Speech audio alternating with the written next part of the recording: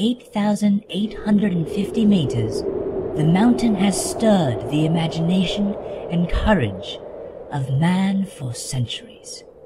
Hundreds have died trying to climb to its summit, and now a city slicker with a borrowed sleeping bag but a lot of heart is about to attempt to trek to its third base camp. This is the Everest Podcast.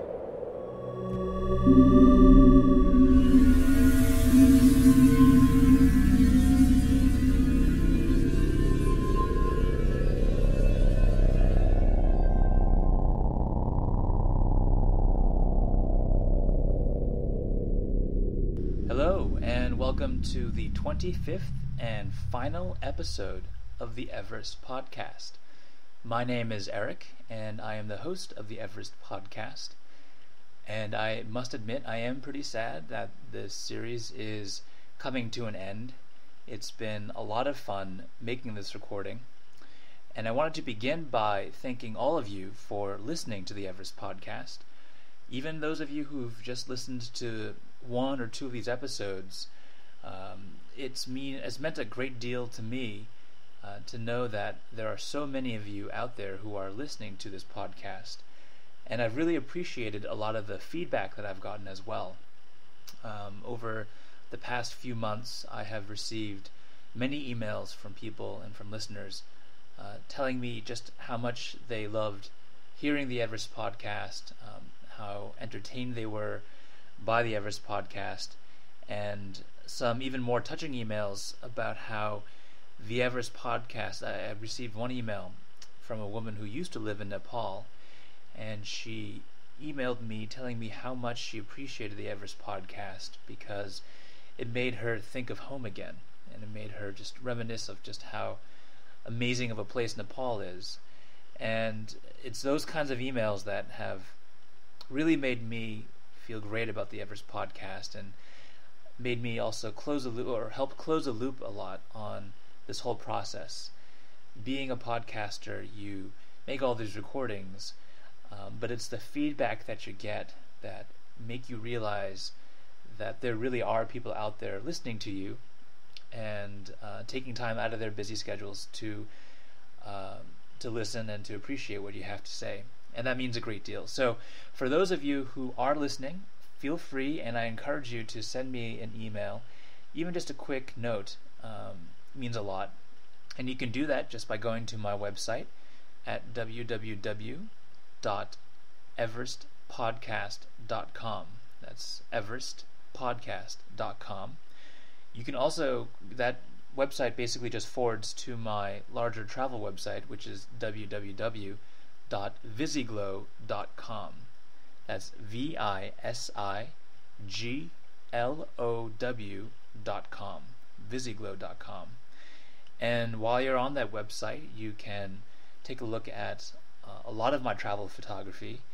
At this point in time, which is May 2006, I have collections of photos from obviously Nepal and Tibet and the Mount Everest region, as well as India, Morocco, Tunisia.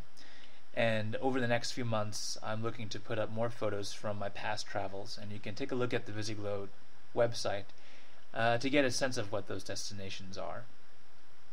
What I wanted to do today is, besides thanking all of my listeners for listening to the Everest Podcast, is to also just share some of my final thoughts about the trip and about the podcast itself. And I wanted to begin by sharing some of my experiences post the Tibet and Nepal trek. I was actually lucky enough in November 2005 to hear the Dalai Lama speak. The Dalai Lama actually came to speak at Stanford University, and I was able to get tickets to go listen to him. And I have to say that after having been in Tibet and having visited the Everest region and seen the land in person with my own eyes, then getting the opportunity to hear the Dalai Lama speak and make references to his home, to his people, it was very powerful. And I just wanted to share some of my some of my more favorite quotations from that presentation by the Dalai Lama. First, the Dalai Lama began by stating that the key to everything is hope. And to me, that's a very profound statement. And having been to Tibet, seen the Tibetan people, and also witnessed the effects that the Chinese government has had on Tibet, it definitely means a lot, and you can understand why the Dalai Lama would say the key is hope. And I think that having met a lot of the Tibetan people, I can see that a lot of what they cling on to and a lot of what they aspire to is hope.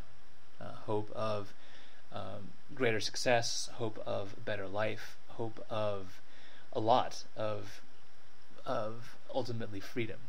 And I think that goes a long way, and it meant a lot to me when the Dalai Lama said that. One of my other observations about the Dalai Lama was that, surprisingly, he is an enormously hilarious person with a great sense of humor and a really strong penchant for mischief and for pranks.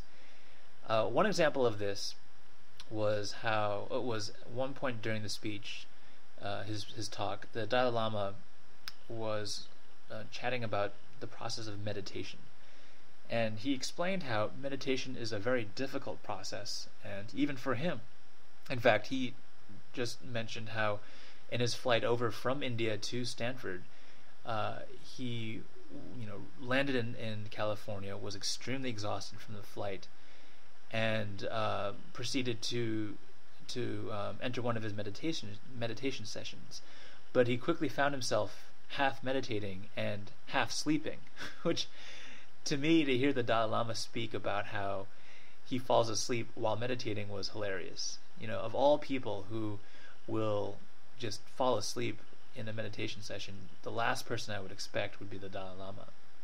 His Holiness then went on to explain how just after sometimes 30 minutes of meditation, he would get bored or restless, and he'll want to itch or cough or just fall asleep. And it really made His Holiness the Dalai Lama very human and very grounded to me.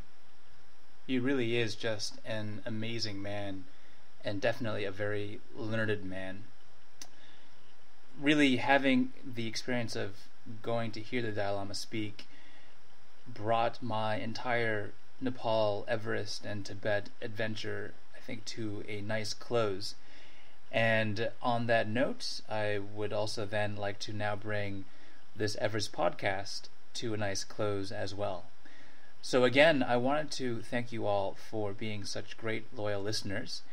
If you enjoyed the podcast, please definitely let me know by sending me a quick note, again, via my website at visyglow.com. You can also let me know by making a donation via my website, www.visyglow.com, or www.everestpodcast.com. As you can imagine, making this podcast, as well as hosting the website and making the podcast available to all of you, does come with it a modest cost. It's not horribly expensive, but there are fees associated with just having my website online and hosting all the content. So any contribution of whatever size you can make to the effort would be enormously appreciated, and would also just help in helping defray some of the costs for making this podcast available to all of you.